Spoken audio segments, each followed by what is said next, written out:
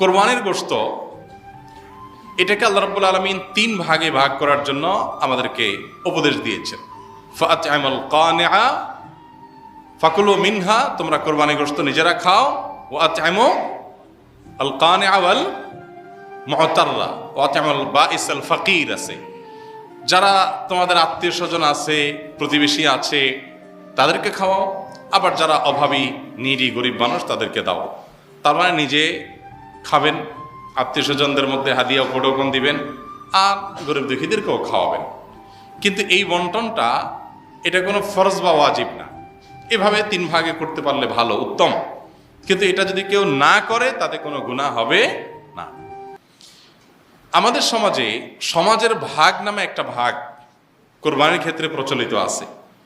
অনেক এলাকাতে এলাকার কিছু মোড়ল মাতবররা তারা সকল কোরবানির পশু থেকে একটা অংশ, যে 1/3 করে তুলে নিয়ে আসেন, অথবা 1/3 পুরোপুরি না হোক বাধ্যতামূলক একটা অংশ তারা নিয়ে আসেন, এনে তারা তাদের মতো করে পুরো এলাকাতে বন্টন করেন। অনেক এলাকাতে যে কোরবানি দিয়েছে তাকেও দেয়, যে দেয় নাই তাকেও দেয়। এখন এই সমাজের ভাগ নামে যে ভাগটা বাধ্যতামূলকভাবে কালেকশন করা হয়, সেটা কোনো অবস্থাতে জায়েজ না। যদি বাধ্যতামূলকভাবে করা হয়, যদি জোরপূর্বক করা হয়।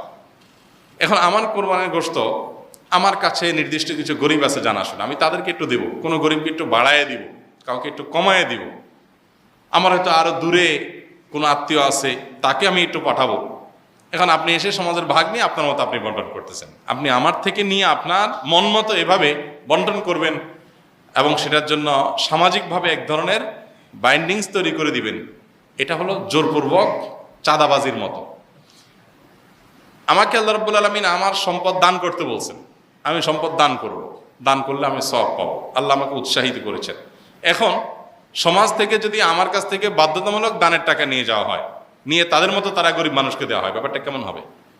তো কোরবানির গোশতের ক্ষেত্রে অনেকটা এই পর্যায়ের অনেক এলাকাতে হয়। আমাকে অনেক ভাই বলেছেন এবং বিভিন্ন এলাকার ব্যাপারে আমরা খোঁজখবর নিয়েছি যে এরকম কিছু মানুষ তাদের মোড়লগিরি মাতবরি করার জন্য এটা একটা উপায় বাইর করছে। যে পরের ধানে পোদ্দারি একটা কথা আছে না, পরের ধনে পোদ্দারি। তো অন্যদের কাছ থেকে গোশত কালেকশন করে এনে উনি এবার এই প্যাকেট দিচ্ছে, ওখানে প্যাকেট দিচ্ছে, ইমাম সাহেবকে দিচ্ছে, মজুন সাহেবকে দিচ্ছে, উনি এখন মোড়ল হয়ে গেছে।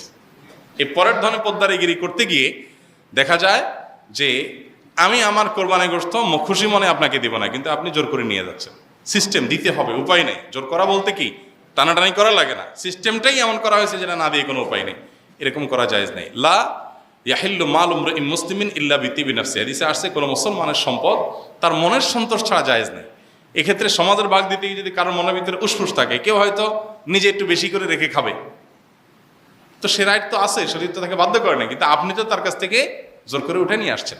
তো এরকমটি করা জায়েজ হবে না। হ্যাঁ, যদি একটা গরুতে কয়েকজন অংশগ্রহণ করলেন, অথবা একটা ছোট্ট সমাজের কয়েকজন সম্পূর্ণ উইলিংলি তারা নিজেরা খুশি হয়ে দিয়ে কোনো একজনকে দায়িত্ব দেন যে তুমি সবাইকে সমান করে বন্টন করে দাও, বা গরিবরা সব ঘরে ঘরে যায়, তার চাইতে একটা জায়গা রেখে তুমি দিয়ে দাও, সবাই উইলিংলি করেছেন, সেটা অবশ্যই জায়েজ হতে হবে। কিন্তু যেটা বললাম, গ্রামে যেটা হয় বা বিভিন্ন এলাকায় যেটা হয়, যে সমাজের নেতারা একসাথে বাইর হয় কয়েকজন মিলে গোশত কালেকশন করার জন্য, দিবা না মানে না দিলে তো সমাজে টিকতে পারবে না, তখন নিরুপায় হয়ে মানুষ দেয়। এরকম চাঁদাবাজি করা জায়েজ নয়। উদ্দেশ্য ভালো হলেও যেহেতু মানুষের অসন্তোষের একটা ভয় থাকে, শঙ্কা থাকে।